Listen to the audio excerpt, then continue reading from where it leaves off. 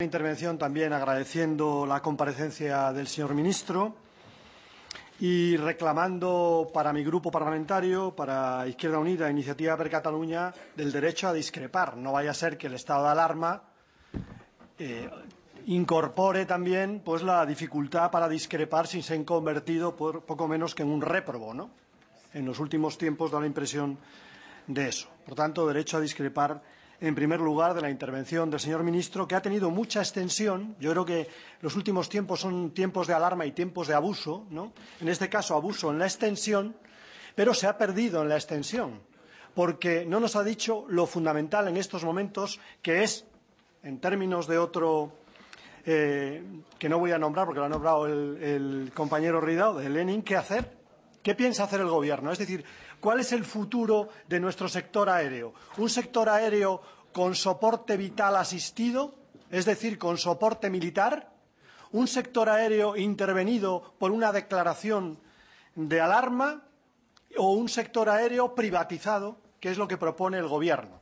Es decir, el escapismo de AENA y del Ministerio de Fomento con respecto al problema. Es lo único que nos proponen. O bien que sea, por supuesto, militar la gestión del sector aéreo y, además, de manera estructural, da la impresión que es la reforma estructural que usted nos pone encima de la mesa, o bien el escapismo para que no sea una gestión pública, sino que finalmente sea el sector privado, liberalizado que usted dice, el que se haga cargo de las torres de control y del futuro del conjunto de AENA, que de eso estamos hablando. Mire, señor ministro, vuelvo a reiterar, nosotros estamos totalmente en contra del abuso contra los ciudadanos y del abuso contra la economía española que han provocado los controladores aéreos con su ausencia voluntaria y masiva del puesto de trabajo. Estamos totalmente en contra. Pero de la misma manera creemos tener derecho a interpretar que el Gobierno sobreactúa, que el Gobierno se equivoca con respecto a las medidas adoptadas. En concreto, una medida que usted no ha referido, que es la alarma permanente. Miren, si la alarma era de dudosa constitucionalidad, cuando ustedes cogían por los pelos una segunda razón para la alarma, que era la calamidad natural, una de ellas era el peligro de un servicio público y otra era una calamidad natural, así lo dice la ley, ahora es que no tienen ningún argumento constitucional ni ningún argumento legal para mantener la alarma. No hay peligro en estos momentos en un servicio público, no hay desabastecimiento, no hay epidemia, no hay calamidad natural. Señor ministro, y en ese sentido nosotros no vamos a respaldar la prórroga de la situación de alarma, porque es que además, como he dicho antes, esa prórroga de la situación de alarma lo único que hace es aplazar la solución al problema. Mantiene el soporte asistido, el soporte militar y el soporte de la alarma cuando, en nuestra opinión, habría que recuperar la normalidad en la gestión pública, cosa que nos parece que el Gobierno no quiere recuperar. Y con ello el Gobierno reconoce dos cosas. Reconoce el fracaso de la gestión de AENA, con una estrategia de la que el Ministerio y AENA son responsables a lo largo del último año, y también la impotencia del Gobierno, la incapacidad del Gobierno para dar solución a este problema. Sí, señor ministro, porque usted habla de una etapa de dejación, habla de marioneta del Gobierno con respecto a los controladores. ¿Se considera usted ajeno a esa etapa? ¿Se considera ajeno a esa etapa? Esa etapa intervienen en ella gobiernos de este país, su gobierno también, durante 4 o 5 años. Por lo tanto, una etapa de dejación. Bien, la etapa de dejación, desde luego, no tuvo buenos resultados, es evidente. Hay una asimetría con respecto al servicio público en función de unos intereses particulares. Ahora bien, ¿cuál es el resultado de la etapa de imposición? Del decreto sobre el decreto, que continuamente se revisa a sí mismo, que es lo que hemos vivido durante estos 9 meses del año. ¿Cuál es el resultado? En nuestra opinión, la etapa de imposición no tiene mejores resultados que la etapa de dejación. Pero, incluso admitiendo que hay resultados positivos y negativos en esta etapa de decretos, por supuesto, lo que tiene que ver con el coste positivo, en nuestra opinión, no tan positivo lo que tiene que ver con la liberalización, la pregunta fundamental es, ¿y después de la etapa de decretos, de imposiciones, ¿es únicamente la solución la etapa de excepción? ¿Es su única solución la etapa de excepción? Sí, es su única solución. Desde el punto de vista de las relaciones laborales, es la etapa de su gobierno, la etapa que ahora comienza, la etapa de excepción. No parece que haya otra, la etapa de excepción y lo que tengan que decir los tribunales de justicia. No hay otra etapa, no hay otro modelo de gestión. Pero en relación al futuro del sector aéreo, sí hay una solución por parte de su gobierno, que es, al parecer, el escapismo.